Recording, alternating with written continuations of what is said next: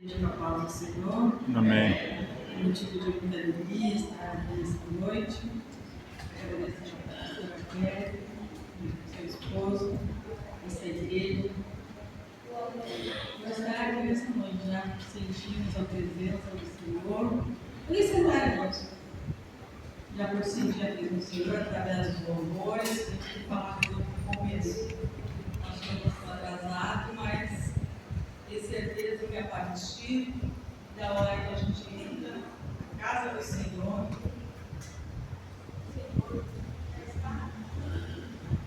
quem sente que o Senhor já está na casa? Se o Senhor está na casa, a casa é dele, né? Amém, glória a Deus, aleluia. Basta nós abrir o nosso coração para a liberdade do Espírito Santo. Eu estava orando, pedindo uma palavra para ministrar, esses dias estava orando, e Deus me colocou no coração, veio bem forte ao meu coração, o Espírito Santo trabalhou. Josué, capítulo 4. Aleluia, glória a Deus. Poderia colocar em pé, dizer nós agradecemos a palavra.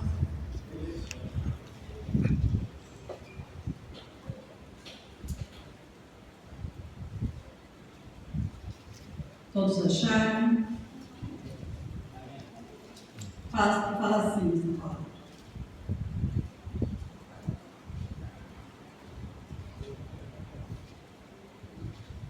As 12 pedras tiradas do meio do Jordão. Sucedeu, pois, que acabando todo o povo de passar o Jordão, falou o Senhor a Josué, dizendo: tomai do novo 12 homens, de cada tribo um homem, e mandai-lhe dizendo: toma daqui do meio do Jordão, do lugar do assento dos pés do sacerdote, 12 pedras, e levai convosco a outra banda, e depositai nos alojamentos, que a vez de passar a noite. Chamou, pois, Josué os 12 homens que escolheram dos filhos de Israel, cada tribo um homem. E disse a Josué: passai diante da arca do Senhor vosso Deus, ao meio do Jordão, e levante cada uma pedra sobre o seu ombro, segundo o número das tribos dos filhos de Israel, para que isso seja por sinal entre vós, e quando vossos filhos no futuro perguntarem dizendo: o que significa estas pedras? Então me direis que as águas do Jordão separaram diante da arca do concerto do Senhor, passando ela pelo Jordão, e separaram as águas do Jordão, e assim as pedras serão para sempre memorial dos filhos de Israel. Feche os olhos como cristãos e vamos orar. Pai amado, graças te damos, Jesus, por tudo que tu tem nos dado, nos concedido, Pai. Pai querido, envia teus anjos com as tochas de fogo neste lugar, neutraliza toda ação do mal, Senhor, me usa como tu queres nessa noite, Espírito Santo, que tu possa ter livre acesso neste lugar, possa ter liberdade, Espírito Santo, esvazia o nosso coração e preenche com teu Espírito. Venha-nos dar um espírito de renovo, de fortalecimento, toma nossa mente cativa, abre o nosso entendimento, tira todo o bloqueio emocional, cura o nosso emocional, fala conosco, acrescenta a nossa fé. Pai querido, todo o intento do maligno, toda a fúria do maligno, que seja dissipado, derruba as barreiras, muralha, tudo aquilo que impede, Senhor, o mover do teu Espírito Santo neste lugar, que seja repreendido, Senhor, expulso para o inferno, em nome de Jesus. Envia teus anjos poderosos, Pai, com as espadas desembainhadas, com as tochas de fogo neste lugar. Derrama uma unção de cura, uma unção de libertação, uma unção, Senhor, de força, de graça, de ousadia, de autoridade, de poder, de virtude nessa noite. É isso que nós te pedimos. E que a tua graça trabalhe no mundo sobrenatural nessa noite. Queremos sentir a tua presença real neste lugar, em nome de Jesus. Amém e amém. Podem sentar-nos. Aqui nos fala sobre Josué. E Deus falou com Josué. Josué foi o sucessor de Moisés. Moisés já tinha feito, Deus tinha levantado ele como libertador, ele tirou aquele povo de Israel, que era escravo do Egito, e libertou e passou pelo Mar Vermelho. Deus deu aquela experiência dele passar pelo Mar Vermelho, quando ele chegou no deserto, ele se deparou com aquele mar imenso. O povo começou a murmurar, começou a questionar: que Deus é esse? Por que Deus trouxe nós aqui? O povo estava atrás, vinha o exército de Faraó, e na frente aquele mar. Então, e nos lados da rocha, não tinha como eles escalar, eles não sabiam escalar, tinha crianças, tinha animais, tinha pessoas idosas, não tinha como subir aquelas pedras, não tinha, Deus deixou eles num beco sem saída. E ali no beco sem saída que Deus fala conosco. Não é na cidade, não é no lugar onde tem muitas pessoas que Deus fala conosco. Às vezes Deus permite para ir para o deserto, para nós, para ali se mostrar as suas maravilhas. Ali Ele fala conosco, porque quando a gente está com muita gente, Jesus está falando conosco, o Espírito Santo está falando conosco, os obreiros estão falando conosco, os pastores estão falando conosco, os profetas estão falando conosco, mas como é muita gente, a gente sufoca a voz de Deus, não ouve, não dá crédito, e muitas vezes Deus permite, prepara o deserto e leva para o deserto para falar, porque aí é tu e Deus e tu. E Deus levou aquele povo através de Josué. Terminou a missão de Moisés e Josué entrou. E Deus falou para Josué que Josué ia passar no Jordão. Deu todas as dicas para ele quando ele passasse no Jordão. Era para ele primeiro, era para ele levar a arca do concerto na frente. E depois aquele povo ia passar. E quando passasse era para tirar uma pedra. Cada um, ele escolheria um homem de cada tribo.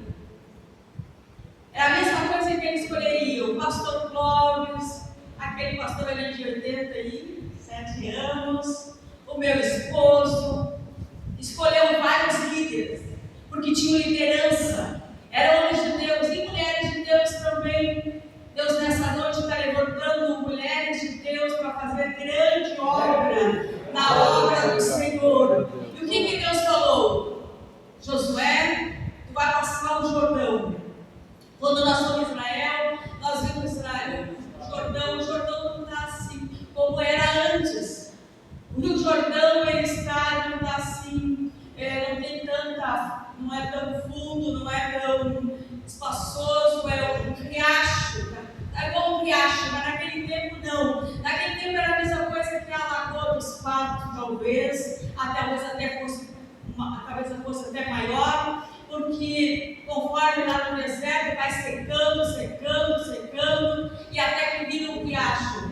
Mas diz que aquela água era funda, profunda, aquele Rio Jordão, e estava na cega, estava assim, derramando das ribanceiras. Então estava muito profundo o Rio Jordão para aquele povo passar. Mas Deus queria dar experiência para Josué, como ele era o sucessor de Moisés. Moisés abriu o Mar Vermelho. Deus permitiu que aquele povo passasse para aquele Mar Vermelho. Deus abriu o Mar Vermelho. Quando Moisés chegou de fronte ao mar, Moisés questionou e disse assim: mas como agora o povo está murmurando? E aí ele foi orar em particular com Deus, e Deus disse assim: Moisés, o que tu tem na mão, Moisés? Eu tenho um cajado, estende esse cajado, Moisés, e mande que esse povo marche. Nessa noite o Espírito Santo diz: o que tu tem nas tuas mãos? Tu tem a fé, então marcha nessa noite. Atravessa o mar, atravessa o Jordão, e Deus está contigo.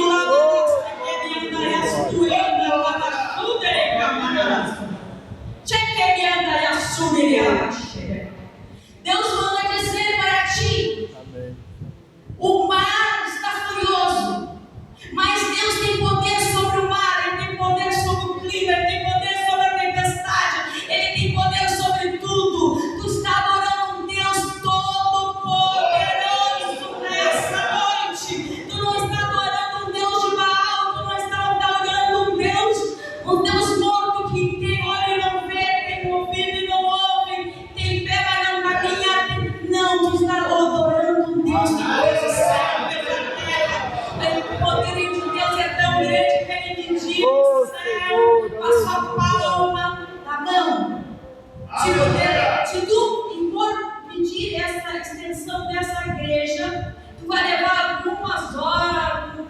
podia medir uma palma. Deus, ele mediu a palma. Olha o tamanho da mão de Deus. Imagina o teu problema. Olha o que Deus, ele configurou. Ele disse que os rios, o Oceano Pacífico, o Oceano Atlântico, sabe como ele comparou esse Deus grande? Ele disse que aqueles rios grandes, os mares, os oceanos, era como um reservatório. O reservatório para a nossa vida é a caixa d'água da nossa casa. Mas para o nosso Deus, o reservatório é o Oceano Pacífico, o Oceano Atlântico. É esse oceano que Deus disse que é reservatório. Eu estava orando, o Espírito Santo falou: eu vou dar um fortalecimento, eu vou falar com esse povo, eu vou mostrar que eu sou todo poderoso. Estão diminuindo o meu poder, estão aumentando o poder de Satanás, mas nessa noite, pelo Espírito Santo, eu te digo nessa noite, glorifica o nome de Deus, creia no Deus todo poderoso, que fez no passado e vai fazer no presente e vai fazer no futuro.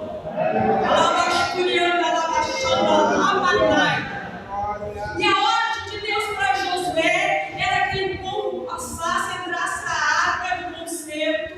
Quando a arca do concerto entra, Deus faz milagre. Nessa noite a arca do concerto está aqui. Tu quer atravessar o Jordão? Se conserta com Deus. Senhor, eu falei, tentei contra ti, tentei contra o céu, mas eu não estou passando luta, não estou passando prova. Se é de Deus ou se é do diabo, ataque do diabo. Mas nessa noite, se é tu que eu fiz alguma coisa que não te desagradou, a arca do concerto, que é Jeová, nessa noite está aqui em espírito e verdade para perdoar todos os pecados. E tu vai atravessar o Jordão dando glórias e aleluia nessa noite. Aleluia, aleluia.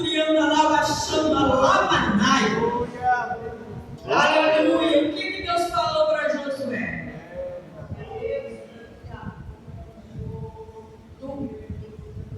Tu escolhe cada homem de cada tribo.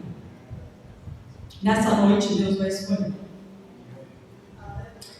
Porque cada servo de Deus, cada família, cada chefe de casa, dono de lar, ou tem uma liderança na igreja, é um líder. E ele escolheu. Era 12 tribos. Por quê? Porque eram 12 homens que eu pertencia àquela tribo, que iam governar aquele lugar, que iam ser entregue aquela terra para eles. Sabe por que aquele povo, o primeiro povo de Israel, foi tirado do Egito para libertação? Moisés tirou aquele povo do Egito para libertar, mas Josué entrou para passar por o Jordão, para se apossar da terra prometida. Primeira libertação, depois a terra prometida, que ia manar leite e mel. E nessa noite, tu foi liberto do Egito, mas ainda tu não passou no Rio Jordão. E Deus nessa noite quer que tu passe no Rio Jordão, porque tem promessas para ti que está atrasada, bênçãos para ti. Quantas pessoas já profetizaram para ti que Deus ia te usar na palavra, ia te usar na cura, que Deus ia te dar uma bênção, que Deus ia te dar um apartamento, que te ia dar uma casa, e até agora nada, e tu está até procurando nos profetas. Mas nessa noite eu te digo pelo Espírito Santo, é a hora chegada, mas passe esse Jordão. É depois do Jordão que vai ser entregue a herança prometida para a tua vida, para a tua família, para os teus filhos, para a tua geração, para o teu futuro. E por que Deus falou com Josué e disse assim: olha, quando vocês passarem no Jordão, depois que vocês passarem, vocês voltam. E cada um passa na frente da arca, a arca vai ficar lá, os sacerdotes vão ficar lá. E aí cada um pega uma pedra e a levante para cima aquela pedra, porque aquela pedra traz e leva para o alojamento que tu vai passar a noite. E eu imagino que cada um que pegou aquela pedra que Deus escolheu, levantou, Josué escolheu cada líder, eles levaram para suas tendas e eles ficaram a noite toda olhando aquela pedra, dizendo assim, quando olhava para aquela pedra, eles diziam assim, mas o Jordão abriu. Eu imagino a presença de Deus que eles sentiam. Eu tenho certeza que eles não dormiram a noite toda lembrando quando abriu o Mar Jordão. Aleluia! Quando abriu aquele Rio Jordão. Eles foram a noite toda chorando na presença de Deus depois de ver o Rio Jordão passar. O Rio Jordão abriu e os sacerdotes passaram em peceiros. E tu, quantas coisas Deus já fez na tua vida? Deus já te curou. E sabe para que eram aquelas pedras? Era para ficar de sinal para a próxima geração. Quando os filhos dos filhos dos filhos dos filhos olhassem para aquelas pedras e perguntar: quem foi para ele? Foi quando nós passamos pelo Rio Jordão e Deus mandou nós pegar uma pedra e para sinal do futuro que aquele povo, os filhos e os filhos dos filhos iam saber o que aconteceu lá no Rio Jordão. E tu tem que passar as bênçãos para a tua família. Qual é o legado que tu vai deixar para os teus filhos? É briga? É contenda? É separação? É divisão? Ou tu vai deixar um legado de oração, de jejum, de estar na casa do Senhor, bom testemunho? Quando teus filhos entrarem no teu quarto, vai ver tu ajoelhado e mais tarde vai dizer assim, depois tu já vai estar no céu e vai dizer assim: eu entrava no quarto e via minha mãe ajoelhada chorando na presença para Deus salvar o irmão, para Deus salvar meu filho, para Deus salvar minha filha, para Deus salvar os familiares, para Deus abençoar a igreja. Tu vai deixar esse legado de oração, tu vai deixar esse legado de jejum. Jejua mais ou tu parou de jejuar? Para quando essa tua geração que vier, se tu não jejua, a tua geração vai dizer assim: não, meu pai não jejuava, minha avó não jejuava, meu avô não jejuava, só comia churrasco, só tomava chimarrão. O que tu vai passar e vai deixar de sinal? Aquela pedra é um sinal de alerta para aquele povo. Quando eles olhassem para aquela pedra, eles viam falassem. Pedra era um sinal que Deus estava mandando e deixando para outra geração daquele povo. Não era só para ficar uma montona de pedra, não. Aquilo ali era para quando eles olhassem para aquelas pedras e disseram: o que é essas pedras? Essas pedras foi quando nós estávamos lá no deserto, quando nós passamos no Jordão, o Jordão abriu e aí Deus usou Josué, que nós tínhamos que pegar cada um, escolher um de cada tribo de Davi, tribo de Levi, tribo de Judá, e mais alguns, para dizer assim: ó, foi ali que aconteceu isso, foi isso que aconteceu. Qual é o testemunho que tu vai deixar? Qual é que tu está levantando na presença do Senhor para a tua posteridade, para a tua geração que está vindo aí, para os teus netos, para as tuas netas, para os teus filhos, para as tuas filhas? É bom testemunho ou é mau testemunho? Que estão dizendo por aí, olha, eu fico até meio duvidando, não sou incrédula, eu sou até bem espiritualizada, mas eu até fico duvidando. Dizendo assim, a geração que está vindo aqui vai botar fogo, vai ser poder, autoridade, mas eu não vejo jovem orando, eu não vejo jovem jejuando, eu não vejo nada disso. E como é que eu vou botar fogo se antigamente o que eu orava 1 hora, 2 horas, jejuava e não conseguiram fazer tanta coisa? Como é que vai dar tanto fogo assim? Fico pensando, fico até preocupada. Mas tomara que aconteça. Mas para isso, nós temos que passar um bom testemunho. que Josué falou? Josué falou que era para eles agarrar e Aleluia. levantar uma pedra, levantar para cima e no meio do Jordão. Por que será que Deus disse assim? Eles poderiam dizer, pega assim na beirinha de uma pedrinha ali, uma arinha, um granito, sei lá o quê, e já leva para lá, bota até numa quadra. Não! Deus queria sacrifício daquele povo. Queria que aquele povo fosse valente, ficasse lá no meio do Jordão e ali preocupado, olhando, será que vai fechar esse rio? Será que não vai fechar esse rio? Porque entraram num rio que as paredes estão abertas, mas a qualquer momento pode fechar. E o que Deus é lá no meio do rio Jordão, que é para pegar as pedras, não é na beira e não é no fim, é no meio do rio Jordão. Então nessa noite, se tu começou e tu está no meio do rio Jordão, tu pode ter certeza que Deus vai te dar algo especial para ti e tu vai atravessar com a bênção das tuas mãos para testemunho da tua família, dos teus familiares e para a próxima geração.